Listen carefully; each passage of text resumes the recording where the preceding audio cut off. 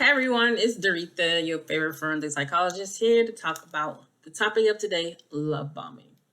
Now, love bombing sounds exactly what it is, being bombarded with a lot of love from one individual, and oftentimes it can be overwhelming.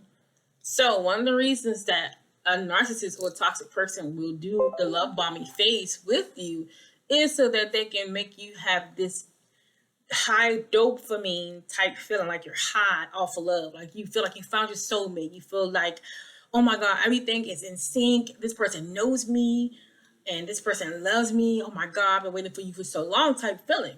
So what they'll do is they'll give you a bombard of compliments. Everything you say is right, you can't do anything wrong. They will just go out their way and contact you every hour of the day if possible. They will keep on being in every possible second of your life to make you feel like, oh my God, this person really cares. This person is really trying with me.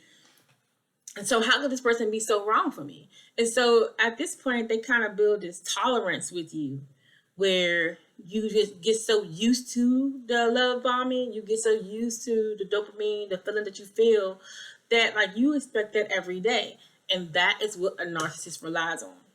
The narcissist or toxic person relies on the fact that you are in a type of addiction to them, like into how they treat you and the love bombing, because eventually they're going to use that against you.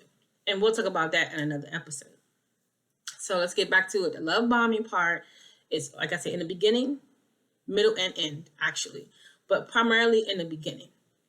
So when they keep doing it and doing it and doing it, you just feel like you're on cloud nine, like I said, and so nothing matters. Even if you see any red flags, you're not gonna really see them because this person is perfect. Like, how could a person so perfect be wrong for me? And another thing they do is mirroring. When they mirror you, they mirror everything you do in life.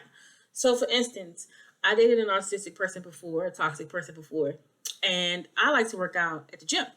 I like to, drink a lot of water, yada yada. So the person that I was talking to decided, hey, I like to do the same thing, and bought a whole big jug of water just like mine, just because they were like, oh, you're interested in working out, and so am I. So everything I did, that person kind of mimicked to make me feel like we were so in sync and we had the same views and values and interests. And it was just like, oh, it was like so refreshing for me. I just feel like, oh my God, where have you been all my life? And that is what that person relies on.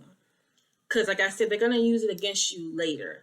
And so while they keep building up that tolerance, they're just working you up to see how much influence they can have over you. And it's all pretty much about control. It's about how can they eventually use it against you in a controlling, manipulative way. How much does this person really care for me? How much can I make this person really think that I care for them? And that, my friends, is what love bombing does. That makes you feel as if you found the one. And underneath it all, it's just a show. This person's putting on a show, and they don't really care about you like they say they do. And no, even if they actually show it, you'll see later that it really doesn't even matter. So one thing that a narcissist will do, another thing that a narcissist will do will be to move way too fast within a relationship. Now, they will put so much pressure to move fast because they're like, I don't want to waste any more time. Like lines like, oh, I finally found you. I don't want to waste time. I just want to move on and be happy with my life. For example, I'll use my own personal experience. So when I dated my ex, we were engaged within 3 months, and she had given me a promise ring within 2 months, I believe. And then in February, we were fully like engaged, right?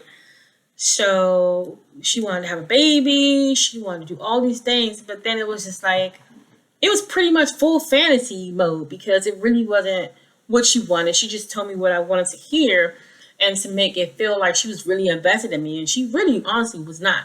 And the red flags, I continued to ignore them because we were just moving so fast. I was just so happy and excited. I felt like, okay, I finally found the one. So let me just go ahead and just move forward with that. And from the outside, it looks a little like insane. Like, why are you moving so fast? But for me, with all the love bombing and me just on this euphoric type dopamine high with her in the love bombing. I was like, this is meant to be. Like, how could this be wrong?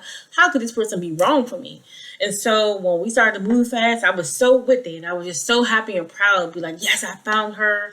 We are going to be together. But not really recognizing the narcissistic rage that I experienced throughout the relationship, the abandonment or the silent treatment that I experienced, the lack of me feeling like my opinions matter, and the fact that I always later on felt like after the love bombing phase, like you'll get the whole devaluing phase, in which I will talk about in another video. Actually, I did post about the devaluing part, and it not only happens during arguments, it happens in general, and I will make that in another video.